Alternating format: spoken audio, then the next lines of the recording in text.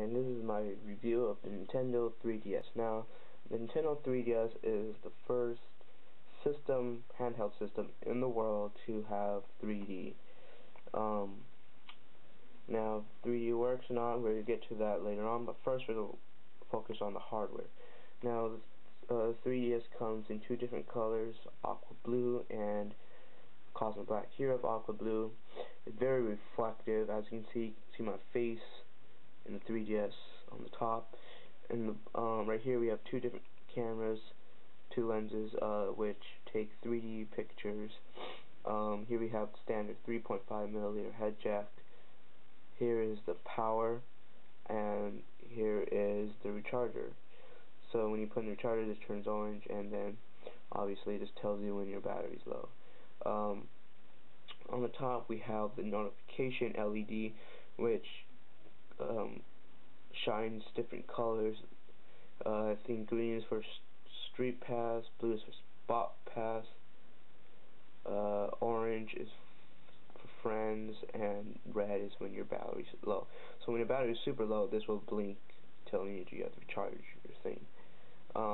Speaking of battery, which is located right here, it's not as great as other DS systems, all versions of them. I can get about probably 3, close to 4 hours if I have brightness all the way up and the 3D all the way up. Obviously the 3D takes a lot of its power, it takes a lot of battery to project 3D. But if you turn those features off, you can get probably 6 hours of them. Not so great compared to what we have seen in the past DS variations. Here you have here you have the slider for volume. The slider's brought back. It was on the original DS. The DSi has 2 buttons. Not sure about the Lite though. I never had one. So here you have the SD card. Each DS or 3DS is packed with a 2 gig SD card made by Toshiba. So for the SD cards, if you buy something on the shop, which will be open in a later update, if you buy something, it will get saved into the SD card. Also your Miis, once you make your Miis, they get saved to an SD card, and other stuff gets saved into the SD card. Here we have the top. This silver thing looks like metal, but it's actually painted on with gray paint, so you get the illusion of a metal top there. Here you have a place to put your recharger, so it's similar to the DSi recharger, so if you have a DSi, you can use both of them if you want. Here we have the slot where you put your 3DS, and it's also backwards compatibility with DS games. So if you have a DS game, put it in. I do not recommend putting in your flash card because Nintendo will break your Wii if you do break your 3DS if you put in a flash card. So GameStop had some deal when you trade in your old DS, you get a discount on this. So if you did that and you have a flash card, kind of out of luck unless you buy another DS. So yeah, if you have not done that, keep your DS so you can play your flash card games. Because if you have Pokemon White on your flash card, you can't be able to play on your 3DS unless you buy it, the official thing. Okay, moving on, we have the stylus. Now this stylus is cool because unlike other stylus, this stylus can move up and down. So if you have big hands or whatever, you can adjust the stylus to your liking. And it's thicker than original DS stylus, which I have here. So even if you don't move it up, you still have a great handle because it's pretty thick. Unlike this is like flimsy now. So yeah. Moving on. You don't really have to use stylus that much. I don't use stylus as much because the location is kind of weird to me. uh, and the touchscreen, which we'll be talking about later on, is actually pretty responsive. So here we have the IR port, so connect to a different DS. Alright, moving on, we're going to open up. It has the same form factors, the other DS's and the variations, which is a clamshell type thing. Inside you will be familiar with the A, B, X, Y, and the D-pad, which is now moved down. We have two different additions to the 3DS. One of them is the joystick here, or what they call it, the circle pad or the slide pad. It's pretty responsive, it feels great, but they could make it stiffer. Probably they will if they make another 3DS. And another new addition is the home button, which we have not seen on a DS system, but we have seen it in the Wii remotes. It's kind of similar to the DSi. When you press the power button, it goes to the home menu. But here, it's just right here. And then here we have the power button, which is down here. It's been moved. DSi used to have right here, so it got moved here. The original DS used to have it up here, and then so this is a new spot for the power button. Alright, so talk about the screens now. So the bottom screen is the touch screen, which is a non-3D screen, and the top screen is a 3D screen. So like I said, this is very responsive. You can tap, it opens up stuff. Pretty cool. Here we have the slider. This will adjust the 3D according how you like it to your eyes. Now we'll talk about 3D later on. So let's power this up. The boot time on this is pretty quick. So you just see it open up right there. So right now I have the 3D all the way off. You won't be able to see it anyways if I had it up, because 3D is something you have to see with your own eyes. You can't see it on TV. Obviously, you have a 3D monitor, and if I had a 3D camera.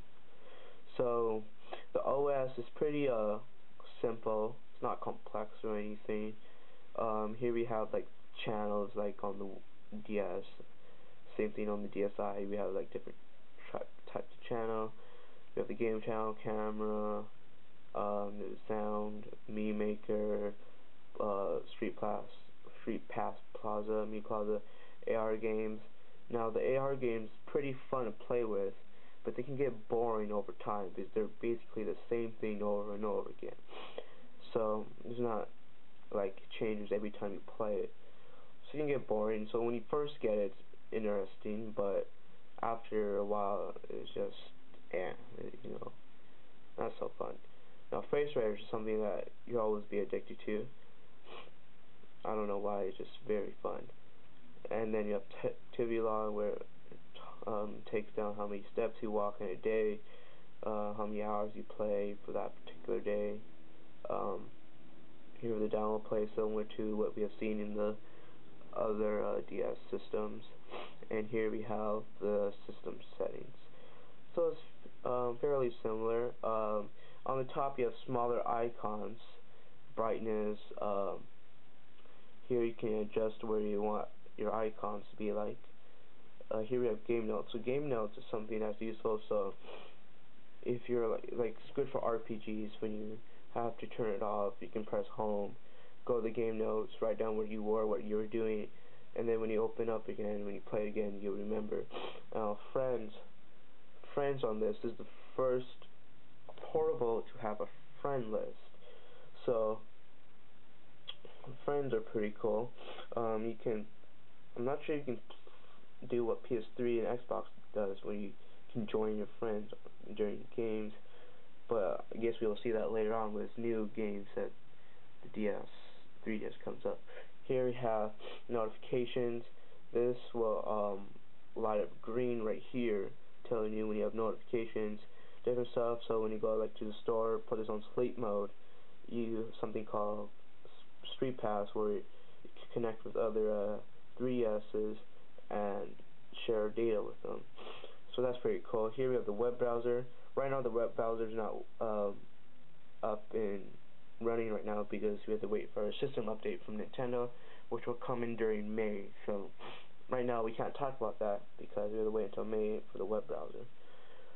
Alright, so that was like the OS and the hardware system. Now let's talk about the 3D. Now 3D is pretty cool. What I don't like about it is that you have to be something called the sweet spot, which is about 10 to 14 inches away from your face at about a 45-degree angle to view the 3D. If you move it a little bit left and right, up and down, you can lose the effect of the 3D.